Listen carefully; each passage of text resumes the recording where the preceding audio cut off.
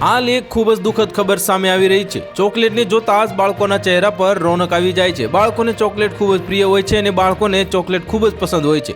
ઘણીક વાર ચોકલેટ અને ચોકલેટથી બનતી વસ્તુઓના બાળકો શોખીન હોય છે, પરંતુ જો તમારું બાળક વધુ પડતી ચોકલેટ ખાતું હોય તો તમારે સાવધાન રહેવાની જરૂર છે, કારણ કે ચોકલેટમાં લીડ અને કેડમિયમ જેવા હાનિકારક તત્વો મોટી માત્રામાં જોવા મળે છે। આ કારણે વધુ પડતી ચોકલેટ ખાવી એ બાળકો માટે ખૂબ જ નુકસાનકારક છે। આ સાથે ચોકલેટમાં રહેલ કેફીન અને શુગર બાળકોને નુકસાન પહોંચાડે છે અને વધુ પડતી ચોકલેટ ખાવાથી હાઈ બ્લડ પ્રેશર, ડાયાબિટીસ થઈ શકે છે।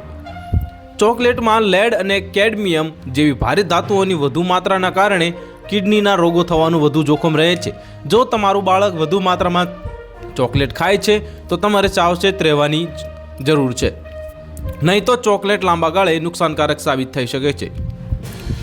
લાંબા સમય સુધી કેડમિયમનું સેવન કરવાથી હાડકાં નબળા પડે છે અને આ ઉપરાંત તે ફેફસા અને લીવરને પણ નુકસાન પહોંચાડે છે।